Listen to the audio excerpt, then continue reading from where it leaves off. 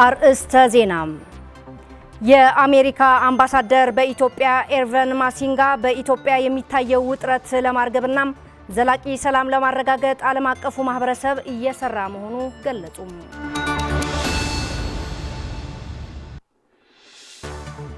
የጆኖሳይደሩ የአብይ አህመድ አገዛዝ የምክክር መድረክ በሚል ያካሄደ ያለው የድራማ መድረክ ከትግራይ ምንም አይነት ተወካይ ያልተሳተፈበት ነው ሲሉ የትግራይ ኮሙኒኬሽን ጉዳይ ቢሮ ኃላፊ ዶክተር አብርሃም ሐጎስ ገለጹ።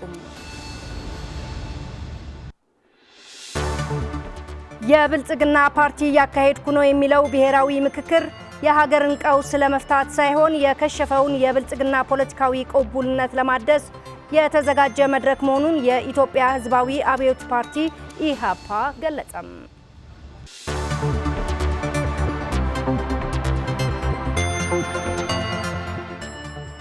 ሰላም ጤና ይስጥልን ውድ ተመልካቾች፣ ከትግራይ ቴሌቪዥን በቀጥታ የሰዓቱን አበይት ዜናዎች ይዘን ቀርበናል። ፍርቱና ገብሩ ዜናዎች በመምራት ቆይታ አደርጋለሁ። ወደ ቀዳሚ አበይት ዜናችን እናልፋለን።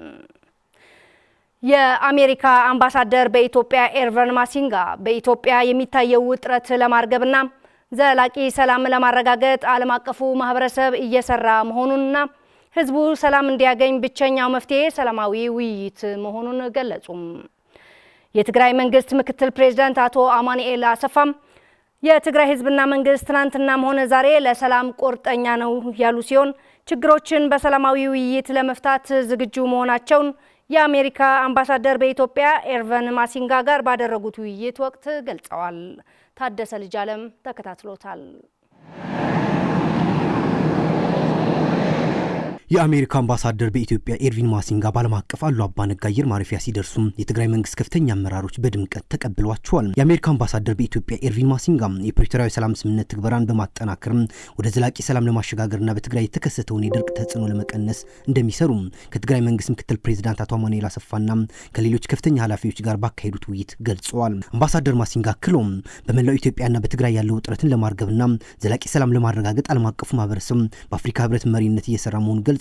በኢትዮጵያ የሚታየው ውጥረት በልዩ ትኩረት ሊታይ እንደሚገባና ህዝቡ ሰላም እንዲያገኝ ብቸኛው መፍትሄ ሰላማዊ ውይይት መሆኑን አስታውቀዋል። በውይይቱም በትግራይ ያለው የድርቅ ሁኔታ፣ የሰብአዊ ድጋፍና ቀጣይ የመፍትሄ አቅጣጫዎች ዙሪያ መምከራቸውም ተገልጿል። led by the African Union to help things move forward. የዓለም ማህበረሰብ በኢትዮጵያ ዘላቂ ሰላም እንዲሰፍን በአፍሪካ መሪነት አድርገው እየሰሩ መምጣታቸው ይታወቃል። ዛሬ ወደ ትግራይ የመጣንበት ምክንያቱም አሁን እየታየ ያለው ውጥረት በልዩ በመመልከት ቀውስ እንዲረጋጋና በትግራይ ብሎም በሀገሪቱ ዘላቂ ሰላም እንዲሰፍን ውይይት ማድረግ ወሳኝ መሆኑና የስምምነቱ ትግበራ በመጠናከር ወደ ዘላቂ ሰላም ለመሻገር ብሎም በትግራይ ያለው የድርቅ ሁኔታ፣ የሰብአዊ ድጋፍና የቀጣይ መፍትሄ አቅጣጫዎች ዙሪያ ላይ ከምክትል ፕሬዚደንትና ከከፍተኛ አመራሮች ጋር ተወያይተናል። With a solution that addresses the needs of the people of this region, the people of the country. የትግራይ መንግስት ምክትል ፕሬዝዳንት አቶ አማኑኤል አሰፋ በበኩላቸው የትግራይ ህዝብና መንግስት ትናንትም ሆነ ዛሬ ለሰላም ቁርጠኛ ናቸው ያሉ ሲሆን የትግራይ ህዝብና መንግስት ችግሮችን በሰላማዊ ውይይት ለመፍታት ዝግጁ መሆናቸውን ከአሜሪካ በኢትዮጵያ አምባሳደር ኤርቪን ማሲንጋ ጋር ባደረጉት ውይይት ወቅት ገልጸውላቸዋል። እحنا ሁሉ ጸገማት በሰላም ለመፍታት ተማሉን ለሞውን ጽባህን ወሬዲና ምክንያቱ ህዝብ ትግራይ ጸገማት በሰላማዊ መንገድ እንመፍታህ ምንም ነገር የለን ሬዲና ሩባቲና ዝብል መልሲና ይብናም ዘለና ሁሉም ችግሮች በሰላም ለመፍታት ትናንትም ሆነ ዛሬ ለሰላም ቁርጠኛ ነን። ምክንያቱም የትግራይ ህዝብ ችግሮችን በሰላማዊ መንገድ ለመፍታት ዝግጁ ነን የሚል መልስ ሰጥተናል። ይህን ምክንያት በማድረግም በቅርብ ጊዜ ዳግም ወደ ትግራይ በመምጣት ተጨማሪ ውይይቶችን ለማድረግ ከሚመለከታቸው አካላት ጋር ተነጋግረው እንደሚመጡም ነግረውናል። አቶ አማኑኤል አያይዘውም አምባሳደር ማሲንጋ ወደ ትግራይ የመጡበት ዋና ዓላማ በዝናብ ጥረት ሳቢያ ሊከሰት የሚችለው የድርቅ አደጋ በቅርበት ለመገምገም፣ የተፈናቃዮች ሁኔታ በአካል መመልከት፣ አስፈላጊውን ሰብአዊ ድጋፍ የሚያፋጥኑ መንገዶች መወያየትና ዘላቂ ሰላም ለማረጋገጥ የሚያግዙ ተግባራትን መጀመር እንደነበር ገልጸዋል። ትግራይ ጠቅላላ ኣብ ትሕቲ ጸላእቲ ዝወደቀ ሉላውነትና ዘይተመለሱ ተመዛበልቱ ጉዳይ ዝምልከት ናይ ሂማኒታሪያን ጉዳይ ዝምልከት ኩሎም ጸገማት በሰላማዊ መንገድ ክፍትሕሎም ኢልና ጻውዒትና ገበርና ጸኒሕናይና ግን በእኛ በኩል ወደዚህ ሁኔታ ከመግባታችን በፊት በፕሪቶሪያው ስምምነት መሰረት በትግራይ ያሉ ችግሮችና በኢትዮጵያ የሚታዩ ችግሮች ብሎም በትግራይ አጠቃላይ የነበሩ አሁን በጠላት በወራሪ እጅ የወደቁ የትግራይ ሉዓላዊ ግዛት ያልተመለሱ የተፈናቃዮችና የሰብአዊ እርዳታ የሚመለከቱ ጉዳዮች ሁሉም ችግሮች በሰላማዊ መንገድ መፈታት አለባቸው ብለን እናምናለን። የአሜሪካ አምባሳደር በኢትዮጵያ ኤርቪን ማሲንጋ በቆይታቸው በማይወይኒ ሰብዓ ካሬ የተፈናቃዮች መጠለያ ጣቢያ ጎብኝ ሲሆን የተፈናቃዮች ሁኔታን ከተመለከቱ በኋላ ከሚመለከታቸው አካላት ጋር ተጨማሪ ምክክር እንደሚያደርጉ ለማወቅ ተችሏል።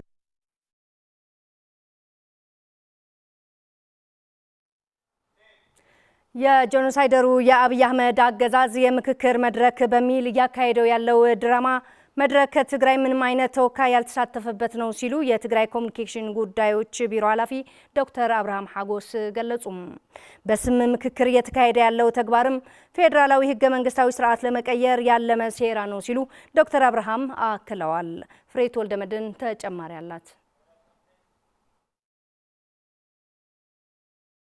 የትግራይ ኮሙኒኬሽን ጉዳዮች ቢሮ ኃላፊ ዶክተር አብርሃም ሐጎስ በወቅታዊ ጉዳዮችን አስመልክተው ከትግራይ ቴሌቪዥን ጋር በነበራቸው ቆይታ የጄኖሳይደሩ የአብይ አህመድ አገዛዝ በዛሬው ዕለት የምክክር መድረክ በሚል እያካሄደ ያለው የድራማ መድረክ ከትግራይ ምንም አይነት ተወካይ ያልተሳተፈበት ነው በማለት እየተደረገ ያለው ሴራም በስራ ላይ ያለውን ፌዴራላዊ ህገ መንግስታዊ ስርዓት የመቀየር ሂደት ነው ሲሉም ተናግረዋል። የምክክር መድረኩ በእኛ በኩል ድራማ ነው ብለን ነው ልንወስደው የምንችለው ማለት ነው። ስለዚህ ከዚህ አንፃር የነበረው ህገ መንግስታዊ ስርዓት ፓርላሜንታዊ ስርዓት ፌዴራላዊ ስርዓት የመቀየር እንቅስቃሴ ይዞ የመጣ አጀንዳ እንደሆነ እኛም እንገነዘባለን ማለት ነው። ከዚህ ባለፈ ትግራይ ከመጀመሪያው ጀምሮ በዚህ እንቅስቃሴ ላይ አልነበረችም። አሁንም የትግራይ ህዝብና መንግስት ወክሎ በዚህ ድራማ መድረክ ላይ የሚሳተፍ ማንኛውም አካል የለም ማለት ነው። ምናልባት ትግርኛ ተናጋሪዎች የጄኖሳይደሩ ስርዓት ደጋፊ ብለን ልንወስዳቸው የምንችል ትግራይን እንደወከሉ መስለው ሊሳተፉ ይችሉ ይሆናል ማለት ነው። ከዚህ ውጭ ግን ትግራይ በዚህ እንቅስቃሴ ላይ እንደሌለች ግልጽ ሊሆን ይገባል የሚል ነው ማስቀመጥ የምንችለው። እነዚህ አካላትም ከአንዴም ሁለቴ በደንብ ሊያስቡ ይገባል ብለን ነው መልእክታችንን ማስተላለፍ የምንፈልገው ማለት። ከሰሞኑ የጄኖሳይደሩ አገዛዝ በደብረ ማርቆስ አየር ማረፊያ በመገኘት በህዝቦች መካከል ግጭትንና አለመተማመንን ለመፍጠር ያልነበረና ያልተደረገ የውሸት ፕሮፓጋንዳ በመንዛት ላይ ይገኛል ያሉት ዶክተር አብርሃም ሐጎስ ይህ የቅጥፈት ተግባርም መሬት ላይ የሚያመጣው ለውጥ የለም ሲሉም ተናግረዋል። ስለዚህ አሁን እየተደረገ ያለው ምንድነው ብለን ካየን የትግራይ ህዝብ የህልውና አደጋ ተጋርጦብኛል፣ ስለዚህ ታግዬ መውጣት መቻል አለብኝ እያለ ነው ማለት ነው። የአማራም ህዝብ እንደዚሁ የህልውና አደጋ ተጋርጦብኛል ብሎ ትግል እያካሄደ ያለበት ሁኔታ አለ ማለት ነው። የኦሮሞም ህዝብ በተመሳሳይ ሌላውም በተመሳሳይ ማለት ነው። ስለዚህ እነዚህ ህዝቦች በአጠቃላይ ወደ አንድ ከመጡ ከተስማሙ ለጋራ አላማ ለጋራ ጥቅም ከሰሩ የስርዓቱ ቀጣይነት የሚያበቃበት ሁኔታ ይፈጠራል ማለት ነው። ስለዚህ ይሄ ሁኔታ እንዳይፈጠር የግድ በህዝቦች መካከል በሌለ ባልነበረ ፋብሪኬት በሚደረግ ታሪክ ቁርሾ ለመፍጠር የሚያደርገው እንቅስቃሴ ነው ብለን ነው ልንወስደው የምንችለው። ግን መሬት ላይ ጠብ የሚል ነገር ይኖረዋል ብለን አንወስድም ማለት ነው።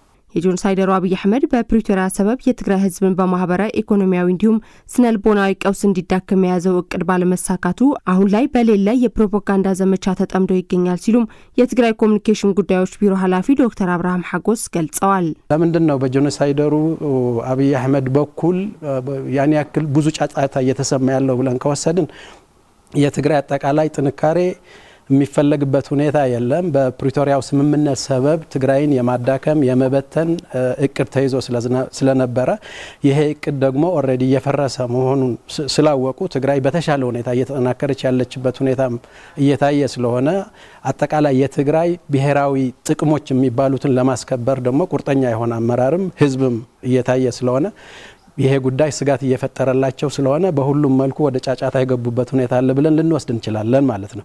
በሌላኛው መልኩ ደግሞ የጄኖሳይደሩ ስርዓት ተላላኪዎች በአንድ በኩል ትግራይ ውስጥ እየተፈጠረ ያለው የስርዓት እየመጣ ያለው አጠቃላይ ጥንካሬ ከታሪክም አንጻር ከህግም አንጻር እነሱ ለፈጠሩት ክህደት ለፈጠሩት ወንጀል ተጠያቂ መሆናቸው የማይቀር ነው የሚሆነው ማለት ነው። ስለዚህ በዚህ መልኩ የትግራይን ጥንካሬ ስለማይፈልጉ የትግራይ ተመልሶ መቋቋምን ወደ ተሻለ ደረጃ መሸጋገርን እንደ ስጋት ስለሚያዩት በሰፋ መልኩ የሚንጫጩበት ሁኔታ እያየን እየሄድን ነው ማለት ነው። በህዝቦች መካከል መቋቋርና መከፋፈል መለያው ያደረገው የጄኖሳይደሩ አብይ አህመድ አገዛዝ ውሸቱ በእውነት ፊት የሚማማ ነው ሲል የመቀለ ከተማ አስተዳደር ገለጸም። በንጉሠ ነገሥት አፄ ዮሐንስ አራተኛ አስመልክቶ የብልጽግና ስርዓት መሪ በሆነው አብይ አህመድ የተገለጸው መሰረት የሌለው ሐሳብ አስመልክቶም የመቀለ አስተዳደር ባወጣው መግለጫም የህዝቦች ፍቅርና ወንድምነት አንድነትና መደጋገፍ ሰላምና መልካም ጉርብትና ሲጠናከር ቋቋር የሚለው የብልጽግና ስርዓት በአምባገነን መሪው አማካኝነት በአማራ ክልል ደብረ ማርቆስ ከተማ ተገኝቶም ያልገዛም ባይነት ማሳያ የሆኑትን ንጉሠ ነገሥት አፄ ዮሐንስ አራተኛ ስም በመጥቀስ ሲያደናግር መደመጡን የጠቀሰው የመቀለ ከተማ አስተዳደር መግለጫም የብልጽግና ስርዓት በህዝቦች ጸብና ጥላቻ በመፍጠር ካልሆነ በስተቀር ሰላምን በማረጋገጥ ስልጣን ላይ መቆየት እንደማይችል ቁልጭ አድርጎ ያሳየ ፍጻሜ ነው ሲሉ አመላክተዋል። ስለሆነም የትግራይ ህዝብ ከአማራ ህዝብ ሆነ ከሌሎች አጎራባች ህዝቦች ጋር በሰላምና በፍቅር አብሮ የመኖር ፍላጎቱን አጠናክሮ እንደሚቀጥልበት በመግለጫው ጠቅሶም የአማራ ህዝብም ቢሆን በበደል ላይ በደል እየፈጸሙብህ ያሉትን የብልጽግና ስርዓትና ተላላኪዎችን ሴራቸውን በመገንዘብ በውሸት ፕሮፓጋንዳ ሳትደናገር በክንድህ እነዚህን ኃይሎች ልትመክታቸው ይገባል ሲል የመቀለ ከተማ አስተዳደር ጥሪውን አቅርቧል።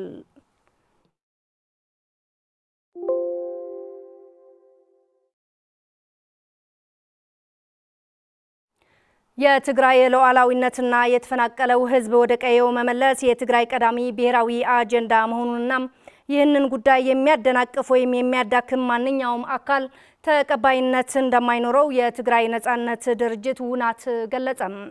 የብልጽግና መንግስት የትግራይ ግዛት በመውረር በጀት፣ ነዳጅ፣ ገንዘብ፣ ሌሎች አቅርቦቶች በመዝጋት ሁሉንም አይነት ግፍ እየፈጸመ እንደሚገኝና አሁንም ለአዲስ የጥፋት ጦርነት በመዘጋጀት ትግራይን በሰራዊትና በጦር መሳሪያ እየከበበ እንደሚገኝ ገልጿል። ሰለሞን አስመላሽ ተጨማሪ ያለው። የትግራይ ሰራዊት በድሮን ሲደበደብ ደስታቸው የገለጹ ወይም እንዳላዩ ዝም ያሉ የተፈናቀለ ህዝባችን ስቃይ እንደ ብሔራዊ ሀዘን ያልተቀበሉ ሰዎች ዛሬ ራሳቸው ተቆርቋሪ በማስመሰል የአዘው እንባ የሚያፈሱ አጭበርባሪዎች መሆናቸው በመረዳት ህዝቡ ሊታገላቸው እንደሚገባ ውናት ባወጣው መግለጫ ገልጸዋል። የትግራይ ነጻነት ድርጅት ውናት ነጻና ሉዓላዊ የትግራይ ሀገር ለመመስረት የተቋቋመ ድርጅት መሆኑ በመግለጽ ይህ ታሪካዊ ዓላማ ለማሳካትም የመላው የትግራይ ህዝብ ንቁ ተሳትፎ ወሳኝ እንደሆነ እንደሚያምን ገልጸዋል።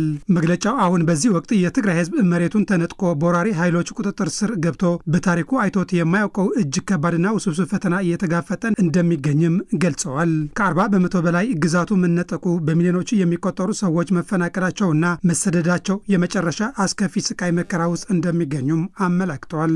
ውናት በመጀመሪያ ደረጃ ብሔራዊ ጉዳይ የትግራይ ሉዓላዊነትና የተፈናቀለው ህዝብ ወደ ቀየው መመለስ መሆኑ ጠቅሶ ይህንን ጉዳይ የሚያደናቅፍ ወይም የሚያዳክም ማንኛውም አካል ተቀባይነት እንደማይኖረውም ገልጸዋል።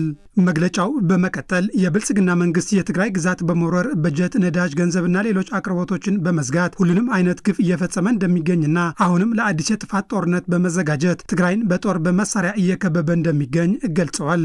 በእንደዚህ ያለ ሁኔታ የትግራይ ሰራዊት በሁሉም አቅሙ ሊጠናከር እንደሚገባ እንደሚያምን ገልጾ ይህም በመተማመን በመናበብና በስርዓታዊ መንገድ መሆን እንዳለበትም አስታውቋል። የትግራይ ህዝብ ማንነቱ ብሔራዊ ክብሩን የሚጠብቅ ረጅም የትግል ታሪክ ያለው ጀግና ህዝብ መሆኑን ገልጾ ጀግንነቱ በታሪክ ብቻ ሳይሆን በጠላቶች የተመሰከረ መሆኑንም አመላክተዋል። ሆኖም የትግራይ ፍትሐዊ ብሔራዊ ጥያቄ እንደሌለ የሚያሳስቱ የብልጽግና ተላላኪ የክህደት ኃይሎች የትግራይ ወጣቶች እንዲሰደዱና እንዲበታተኑ፣ የትግራይ ሰራዊት እንዲፈርስ፣ በብልጽግና ቁጥጥር ስር እንዲወድቅ፣ ሀገር እንዲፈርስና ህዝቡ ለጅምላ ጥፋት እንዲጋለጥ ያለ ምንም ርኅራኄ እየሰሩ እንደሆነም ገልጸዋል። በመጨረሻም በ12ኛ ክፍል የትግራይ ተማሪዎች ላይ እየተፈጸመ ያለው ጫና የማግለልና የቀስ በቀስ የማጥፋት ሂደት አካል መሆኑ ገልጾ ተማሪዎቹ እንዳይጎዱ የትግራይ ትምህርት ቢሮ እያቀረበ ያለው አማራጭ በመደገፍ የትግራይ የራሷ መፍትሄ እንድታዘጋጅ እንደሚገባም ውናት ገልጸዋል። በአዲስ አበባ ሀገራዊ ምክክር በሚል እየተካሄደ ባለው መድረክ የምዕራብ ትግራይ ጽላል ሲቪል ማህበረሰብ የወከለ ህጋዊ አካል እንደሌለ አስታወቀም። ዛሬ ሐምሌ 8 2018 ዓ.ም በአዲስ አበባ ሀገራዊ ምክክር በሚል እየተካሄደ ባለው መድረክ የምዕራብ ትግራይ ጽላል ሲቪል ማህበረሰብን በመወከል በመድረኩ እየተሳተፈ እንዳለ የሚያመላክቱ መረጃዎች በማህበራዊ ሚዲያዎች እየተሰራጨ መሆኑን የገለጸው ጽላል ሲቪል ማህበረሰብ ይሁንና አንድም ተቋም በዚህ መድረክ እንዲሳተፍ የወከለው ማንም አካል እንደሌለና በመድረኩም ምንም አይነት ተሳትፎ እንደሌለ በማህበራዊ ሚዲያ ገጹ በዘረጋው መረጃ አስታውቋል። ከዚህ መድረክ ጋር ተያይዞ በጽላል ሲቪል ማህበረሰብ ስም የሚሰጡ ሀሳቦች፣ አስተያየቶች፣ አቋሞችና ተሳትፎች ተቋሙን የማይወክሉ መሆናቸውን አመላክቷል። በመሆኑም መላው የጽላል ሲቪል ማህበረሰብ አባላት፣ ደጋፊዎችና መላው ማህበረሰቡ በተቋማቸው ስም የሚሰራጨውን የተሳሳተ መረጃ መሆኑን ተረድተው ተቋሙን የማይወክል መሆኑንም እንዲገነዘቡ ጥሪውን አቅርቧል።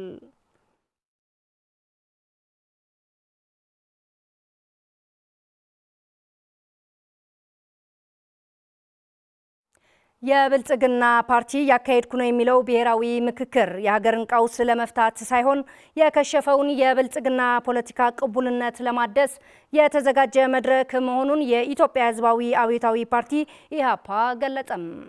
ፓርቲው በዚህ ጉዳይ ላይ ባወጣው መግለጫም በሀገሪቱ እየተፈጠሩ ያሉ ቀውሶች የብልጽግና ፓርቲ የተሳሳተ የፖለቲካ አቅጣጫና የስልጣን አጠቃቀም ቀጥተኛ ውጤቶች መሆናቸውን፣ ቀውሱ የፈጠረ ኃይል በፍጹም ቀውሱን የሚፈታ ኃይል ሊሆን አይችልም ሲሉ አመላክተዋል። በመሆኑም ሀገሪቷ የሚያስፈልጋት አግላይ የምክክር ሳይሆን ሁሉን ማቀፍ ብሔራዊ መግባባት ይቅደም ሲል ባወጣው መግለጫ ገልጿል። ስለሺ ሀጎስ ተመልክቶታል።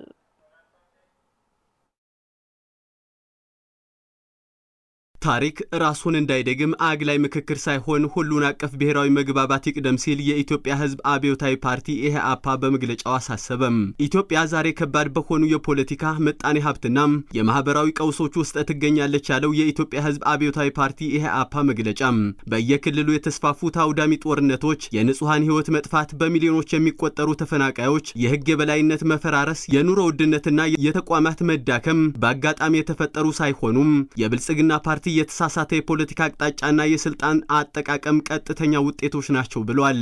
ኢህአፓ በ2016 ዓ.ም ከብልጽግና የምክክር ሂደት በይፋ የወጣው ሂደቱ ገለልተኛ፣ አካታችና ታማኝ እንዳልሆነም ከመንግስት ፍላጎት ውጭ ራሱን መምራት እንደማይችልና የህዝብን መሰረታዊ የፖለቲካ ጥያቄዎች የመፍታት ፍቃድም እቅድም እንዳልነበረው በመገንዘባችን ነበር ሲል የገለጸው መግለጫው ዛሬ የተፈጠረው ሁኔታ ያኔ ያቀረብናቸው ስጋቶች ትክክል እንደነበሩ በግልጽ አረጋግጧል ሲል አመላክቷል። ብልጽግና ፓርቲ በአንድ በኩል የፖለቲካ ምህዳርን እየከረቸመ እውነተኛ ተቃዋሚ ድምጾችን እያፈነ በሌላ በኩል ብሔራዊ ምክክር በሚል ስም ራሱን የሰላምና የመፍትሄ ባለቤት አድርጎ ለማቅረብ የሚያደርገው ጥረት የለየለት የፖለቲካ ተቃርኖ ነው ያለው የኢትዮጵያ ሕዝብ አብዮታዊ ፓርቲ ኢህአፓ መግለጫ ቀውሱን የፈጠረው ኃይል በፍጹም ቀውሱን የሚፈታ ኃይል ሊሆን አይችልም። ችግሩን የፈጠረው አገዛዝ ራሱን እንደ መፍትሄ ለማቅረብ የሚያደርገው ጥረት የሀገሪቱን ቀውስ የበለጠ ከማራዘም በቀር ሌላ ውጤት አያመጣም ሲል አስምሮበታል። ለአብነትም የደርግ ውድቀትን ተከትሎ የተካሄደው የሰላምና ዲሞክራሲ ጉባኤ ሁሉንም ወገኖች ያካተተ እውነተኛ ብሔራዊ መግባባትና ምክክር ሳይፈጥር በመቅረቱ የሽግግር ሂደቱ መክሸፉን የገለጸው የፓርቲው መግለጫ እውነተኛ ምክክር የሚጀምረው በመተማመን ነው።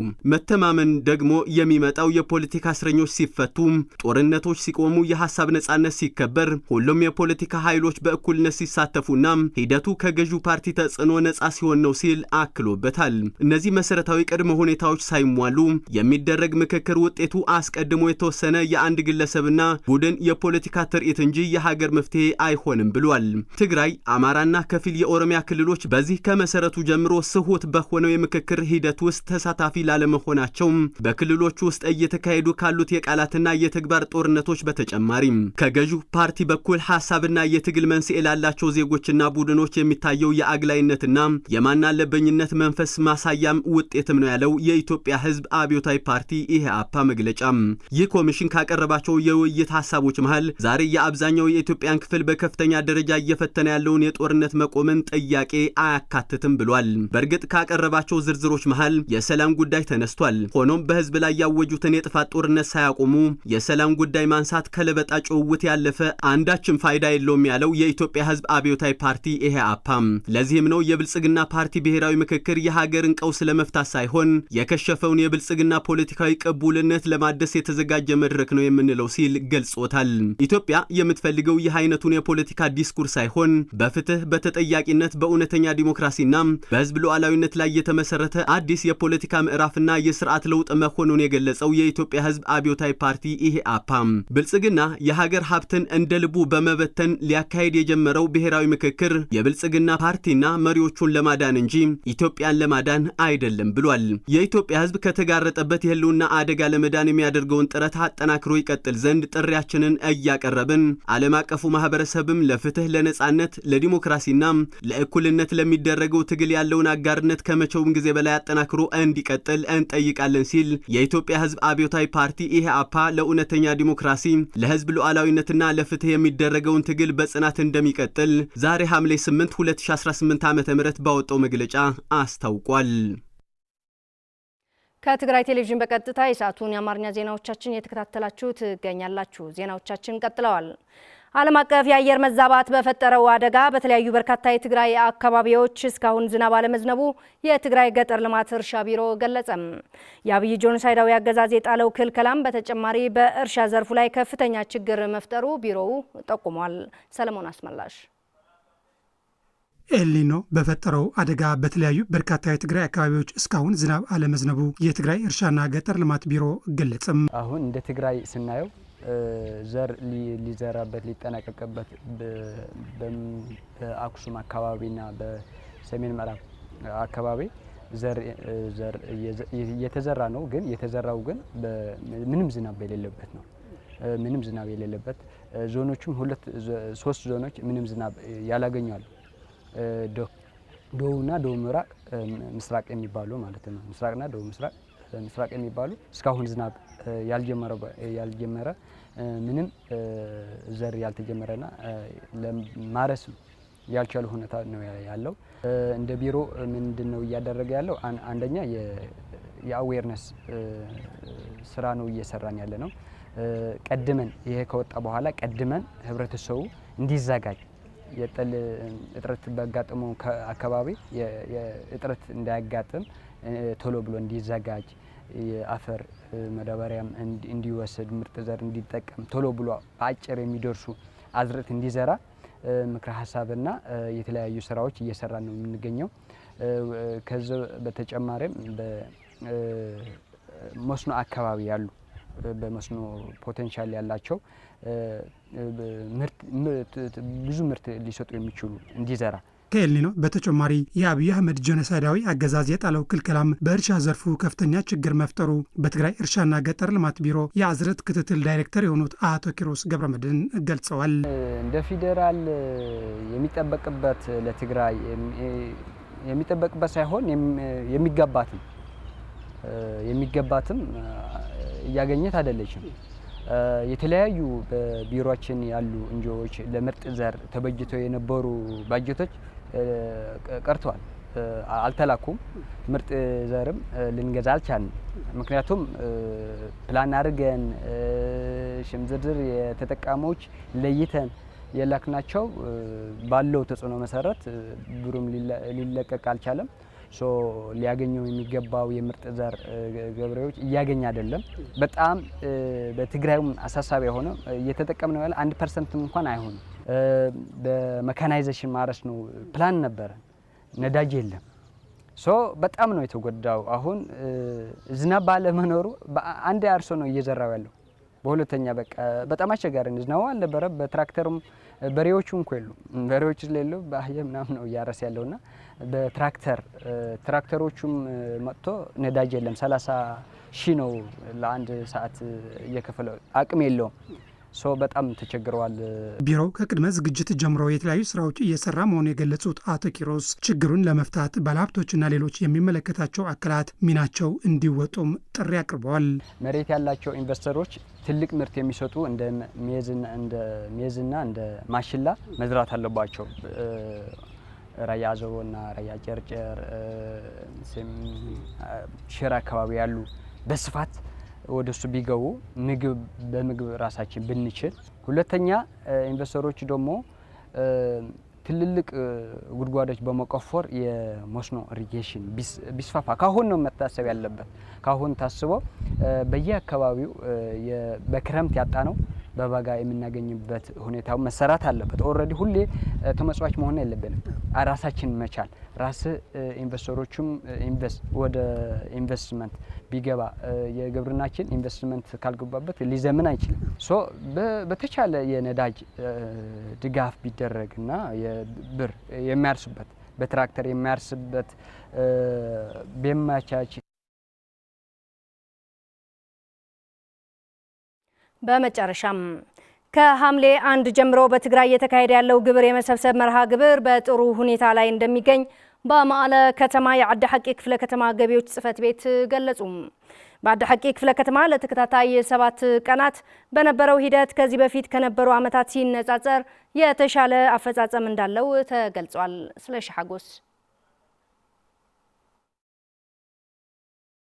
በኢትዮጵያ መንግስት በጀት የተከለከለው የትግራይ መንግስት ውስጣዊ አቅምን በመጠቀም መንግስታዊ አገልግሎት ለመስጠት የመንግስት ሰራተኞች ደሞዝ በመክፈል ላይ ያሉትን ችግሮችና ሌሎች ችግሮችን ለማቃለል ያስችለው ዘንድ የክረምት ግብር መሰብሰብ መርሃ ግብር ሐምሌ 1 2018 ዓ.ም መጀመሩ ይታወቃል።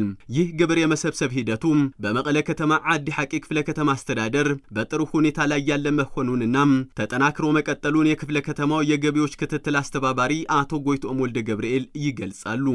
ዘሎ ኩነታት ጽቡቅና ኸደ እዩ ግብር የመሰብሰብ ሂደቱ በጥሩ ሁኔታ ላይ ነው ያለው። የለደረጃ ግብር እንዲከፍሉ የሚጠበቅባቸው 3594 ሲሆኑ ከነዚህ ውስጥ 580 የሚሆኑት ግብር ከፍለዋል። የቤት አከራይ ላይ ደግሞ 2400 ሲሆኑ 161 ከፍለዋል። ይህ ከዚህ በፊት ከነበረው አፈጻጸም ጋር ሲነጻጸር በጣም የተሻለ ነው። የቤት ክራይ ለብቻው፣ ሌሎች በየራሳቸው ጎራ ላይ ለይተን አገልግሎት በመስጠታችን ቀልጣፋ አገልግሎት እንድንሰጥ አስችሎናል። ባንክ፣ መዘጋጃ ቤት፣ ገቢዎች የመሳሰሉት ባለድርሻ አካላት በአንድ ስፍራ እንዲገኙ በማድረጋችን ቀልጣፋ አገልግሎት እንድንሰጥ አድርጎናል። በመንግስት የተያዘው እቅድ ተፈጻሚ እንዲሆን የሚያስችሉ ስራዎች እየሰራን በመቆየታችንም ግብር የመሰብሰብ ሂደቱ የተሻለ እንዲሆን የነበረው አስተዋጽኦ መዘንጋት የለበትም። እቅዱ ሙሉ በሙሉ ተፈጻሚ እንዲሆን እንደ ክፍለ ከተማ በቁርጠኝነት እንደምንሰራ ላረጋግጥ እወዳለሁ። በክፍለ ከተማው ግብር ሲከፍሉ ያገኘናቸው ተገልጋዮችም የትግራይ መንግስት የመንግስት ሰራተኞች ደሞዝ እንዲከፍልና መሰረተ ልማቶችን ለማስቀጠል አቅዶ ባወጣው መርሃ ግብር መሰረት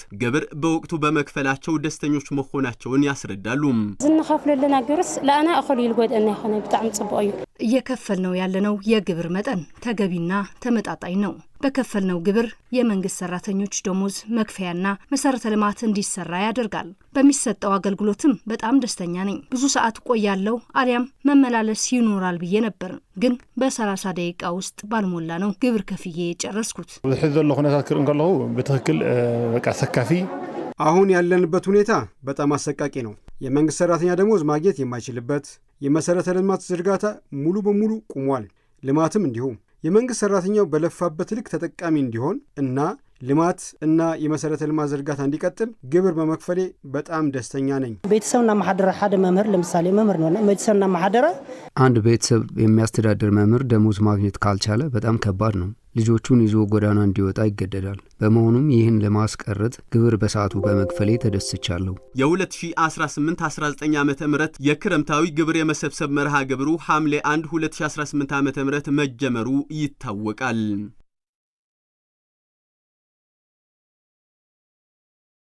ውድ ተመልካቾች ለሰዓቱ የያዝናቸው አበይት ዜናዎች እነኚህ ነበሩ።